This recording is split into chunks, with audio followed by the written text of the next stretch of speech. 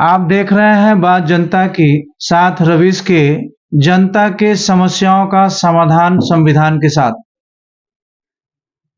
इस वक्त हम लोग राघोपुर विधानसभा में उपस्थित हैं। राघोपुर विधानसभा के बहुत सारे युवा यहाँ पर अपना अपना मंतव्य देने आए हैं। राघोपुर में कैसी चुनावी खिचड़ी पक रही है, चुनाव में यहाँ के आम आवाम क्या करने जा रहे हैं, आइए जानते हैं राघोपुर विधानसभा की कहानी, वहाँ के लोगों के जुबानी।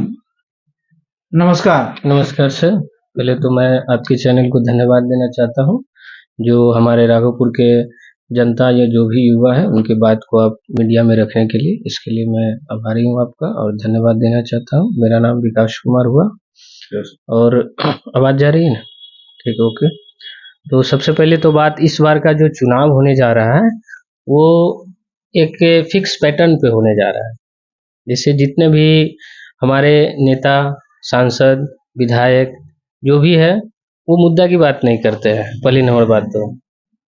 और हमारे देश में, एक राज्य में, जिला में, गांव में क्या हो रहा है उसकी कोई चर्चाएं नहीं हो रही है। अभी इलेक्शन हो रहा है विधानसभा का बिहार में और राघोपुर के जितने भी लोग हैं उन सभी का जो मेन फोकस है वो युवाओं के हैं।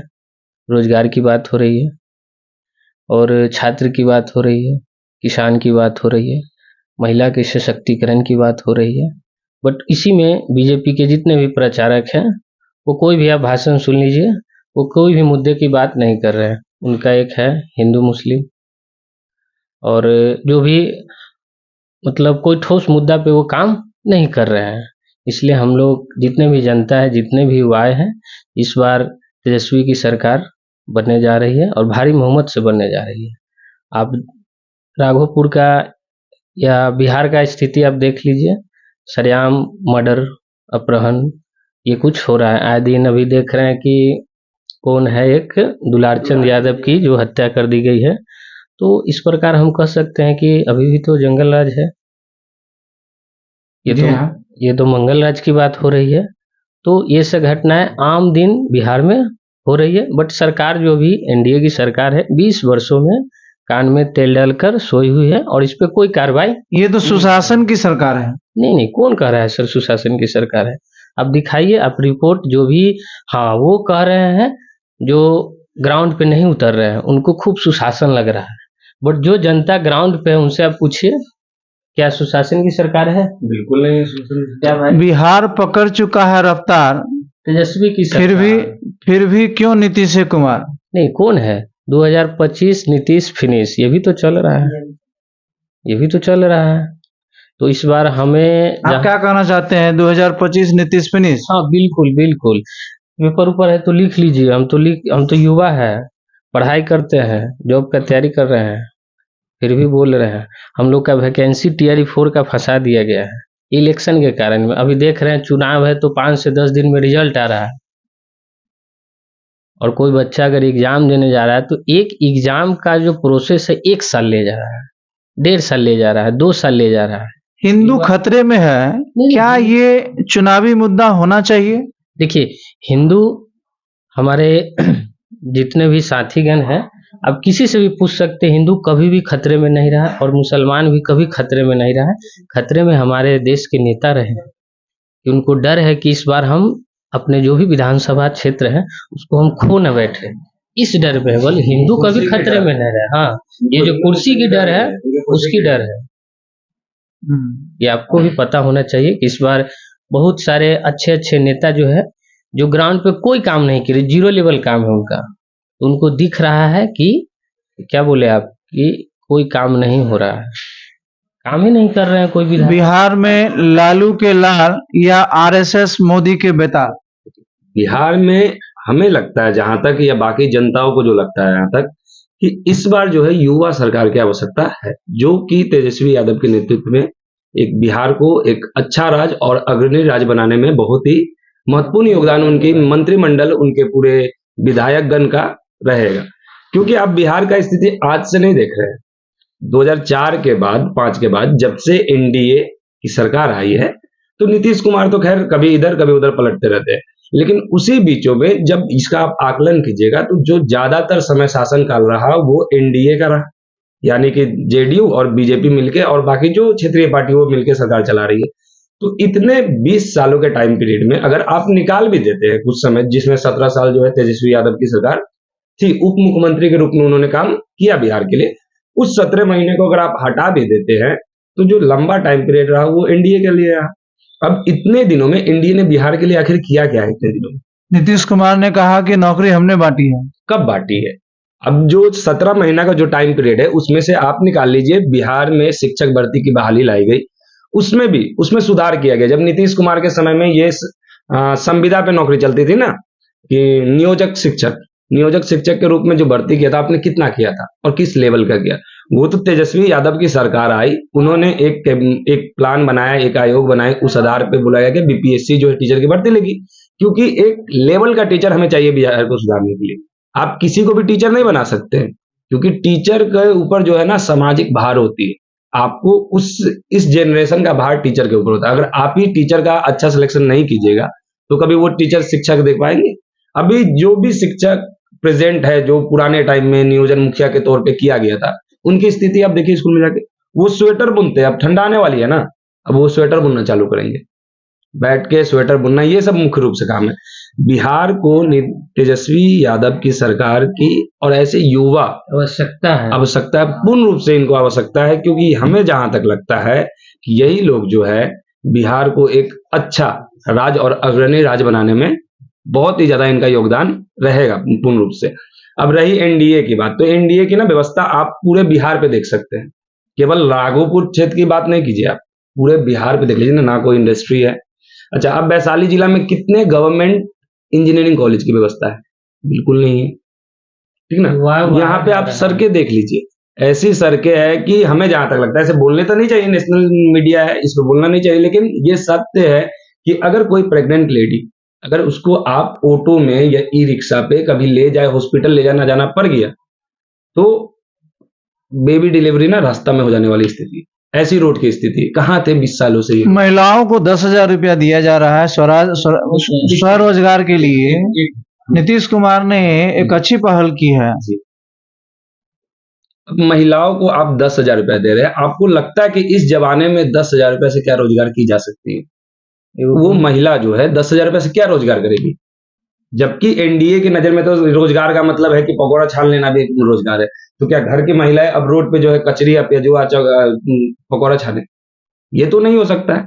आप महिलाओं के सशक्तिकरण की बातें करते हैं, तो महिलाओं के सशक्तिकरण का आपने किया क्या? 10,000 रुपए और चुनाव के टाइम में ही 10,000 रुपए किया। और ये आपको जानकारी होना चाहिए कि 10,000 रुपया इसलिए दिया गया है क्योंकि इस बार नीतीश जान गए हैं, भाजपा जान गई है, जदयू जान गई है कि मेरा सीट इस बार बिहार से जाने वाला है, इसलिए ये एक क्या बोलते हैं, एक जुमला है जो महिलाओं को 10,000 देने का काम किया गया है। इसको योजना के तौर पे घूस देना, वोट खरीदना, इसको वोट खरीदना बोल खरीदा जा रहा है।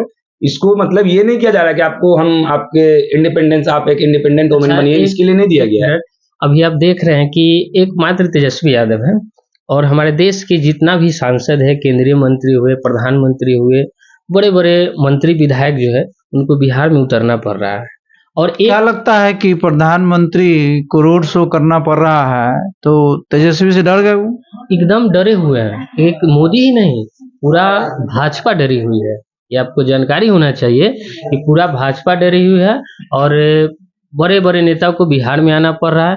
और ठीक है, आइए प्रचार में आपका स्वागत है, बिहार में प्रचार करिए, बट आप एक भी नेता का भाषण आप बताइए हमें जो बिहार को उत्थान के लिए, बिहार को आगे बढ़ाने के लिए और बिहार के विकास के लिए बात की गई हो। बस हिंदू मुस्लिम। अब एक मिनट, मुजफ्फरपुर में 2-3 दिन पहले एक मोदी जी का भाषण था, तो उसमें मैंने सुना कि एक 21 साल पहले गोलू हत्याकांड की चर्चा उन्होंने की है। तो इस पर मैं बताना चाह रहा हूँ कि वो युवाओं को डरा रहे हैं कि 21 साल पहले क्या था, ये बताना चाह रहे हैं, क्योंकि वो जान रहे हैं कि युवाओं हमारे हाथ से निकल रहे हैं। तो उन्होंने भाषण में गोलू हत्याकांड की जिक्र की, हालांकि युवा उनके बात से डरने वाले बिल्कुल भी नहीं है और युवा का वोट इस बार तेजस्वी को ही जाएगा। एक बात आपको हम याद दिलाना चाहते हैं कि आज से करीब करीब 2 साल पहले बिहार एसएससी इंटर लेवल की भर्ती आई थी, ठीक है, 11,000 समथिंग पोस्ट आया था उसमें। और उसमें ऐसा कुछ नहीं था कि संविदाओं वालों को नौकरी पे पहले प्राथमिकता दी जाएगी या उनको कुछ एक्स्ट्रा अंक दिया जाएगा, ऐसा कुछ उल्लेख उन्होंने उस नोटिफिकेशन में नहीं कर रखा था। अब उस फॉर्म को भरे हुए 2 साल कंप्लीट होने जा रहे हैं। अक्टूबर अब कंप्लीट हो गया है ना, नवंबर चल रही है, जबकि 2 साल वो पूरी कंप्लीट हो गई, क्योंकि 2023 में एंड 3 साल हो गया हाँ फॉर्म भरने 3 साल होने वाली है उसकी। अभी तक अब एग्जाम क्या है नहीं कि उसका हुआ। एग्जाम नहीं हुआ। और सबसे बड़ी बात यह है कि एग्जाम ठीक है, आप लेट ले रहे हैं, पहले तो लेना नहीं चाहिए, क्योंकि किसी भी चीज को करवाने के लिए एक टाइम पीरियड होता है, उस टाइम पीरियड फॉर्म में करना भरा है। है उसका, वो फॉर्म अभी तक भरा रहा है, रीओपन हुआ है 2 साल से लगातार फॉर्म भरा रहा हूँ। 3 साल से 3 साल 3 3 साल साल से सरकार फॉर्म भरवा रही है। वो 3 साल से फॉर्म भरा रही है। और उसमें नया नोटिफिकेशन उसमें लाया गया, तो पता है उसमें क्या किया गया? बोला गया कि जो भी व्यक्ति संविदा पे उसमें नौकरी कर रहे हैं उस पोस्ट पे, उनको एक्स्ट्रा अंक दिया जाएगा।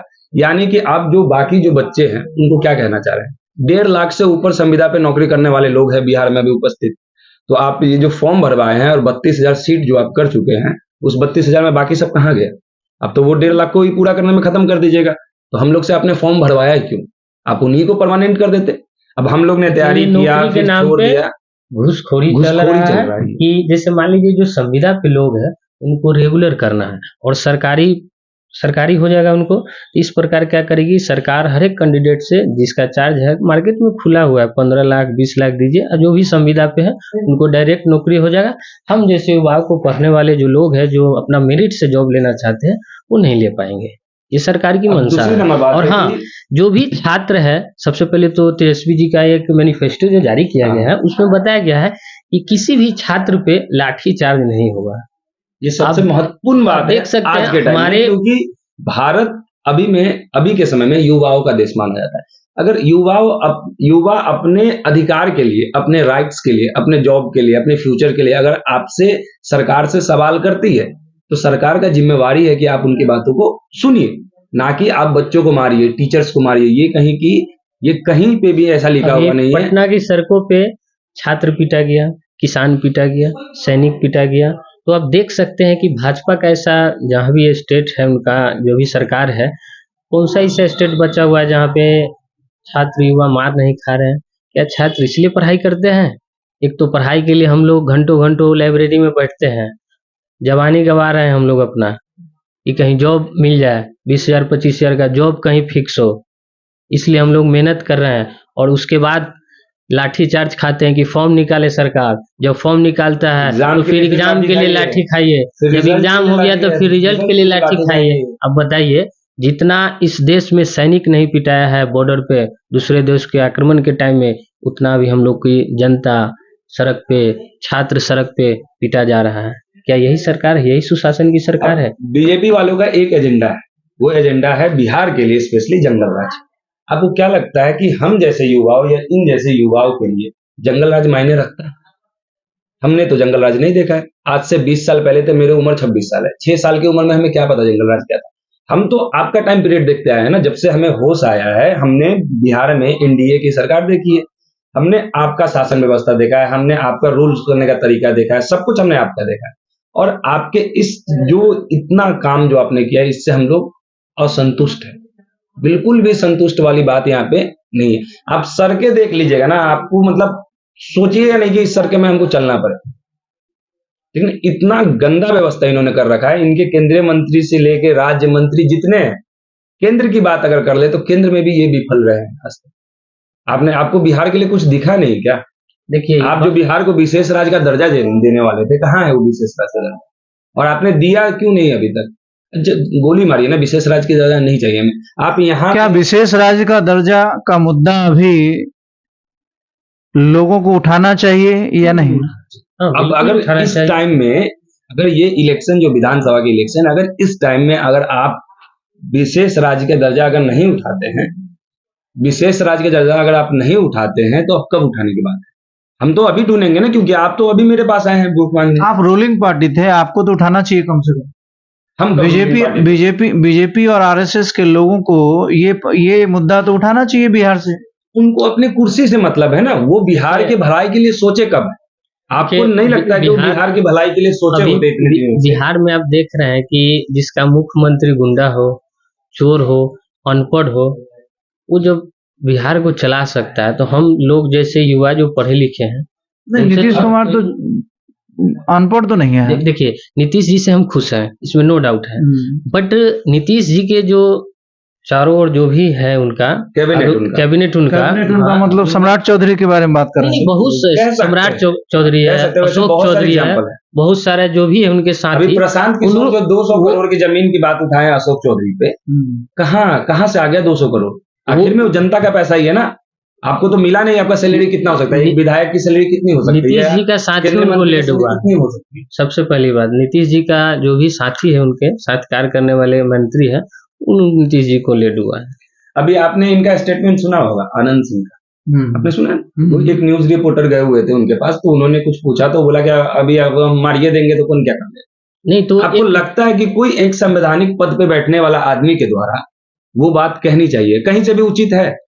सुशासन की सरकार है ये अनंत सिंह की भाषा है ना, एक आपने सुना होगा, आपने भी सुना होगा। सरकार को बहुत तरीके से डिफाइन किए हुए हैं, देख सकते हैं यूट्यूब पे पड़ा हुआ है। और अनंत सिंह का ही कहना है, मैंने उनसे पूछा एक रिपोर्टर की, कहा जाता है सुशासन की सरकार है, तो वो पैदल पैदल चलते हुए कुछ बोल दिए थे कि किसकी सरकार है। अब नीतीश जी की सरकार के टाइम में ही वो टिप्पणी किए थे। तो मैं बोलना चाहता हूँ कि एक टाइम में जब बिहार का, इस टाइम में इतिहास जब लिखा जाएगा, तो मीडिया का भी एक अहम रोल है, जिसमें सरकार को बताया जाएगा कि मीडिया किस प्रकार से इस देश के गुलामी के जंजीर में धकेला गया है। आज की मीडिया बिहार का सही तस्वीर नहीं दिखा पा रही है। हाँ। और यहाँ के लोग मीडिया के रोल से काफी दुखी हैं। क्या लगता है कि बिहार की मीडिया को बिहार का सही तस्वीर कैसे दिखाना चाहिए? जैसे देखिए, बहुत सारे मीडिया वाले हैं, तो जिसमें से कुछ अच्छे हैं, नो डाउट है, और कुछ इतने गिरे हुए मानसिकता के लोग मीडिया में आ गए हैं, जो सही चीज दिखाने का काम नहीं कर रहे हैं, बस चापलूसी कर रहे हैं। वो बीजेपी का जो जितना भी उनका या जो अदर पार्टी कर रही है, उनका सही चीज नहीं दिखा रहे हैं। पूरा इतिहास गवाह है, बीजेपी और आरएसएस के लोगों ने समाज का निर्माण किया या समाज का विनाश किया? उन्होंने समाज का, और बीजेपी बस निर्माण किया, और लोग क्या किए? और लोग निर्माण में, मेरा पूछना है कि समाज, आरएसएस और बीजेपी के लोग समाज का निर्माण कर रहे हैं या समाज का विनाश कर रहे हैं? समाज को विनाश कर रहे हैं। देखिए, मेरा मानना है समाज का निर्माण अगर हो तो युवा खुश रहेगा। युवा नाराज है, इसका क्या मतलब? किसान नाराज है, इसका क्या मतलब? देखिए, मेरा क्या मानना है, और अभी आप देख रहे हैं कि जितने भी मीडिया वाले लोग हैं, उनको सही कवरेज करना चाहिए।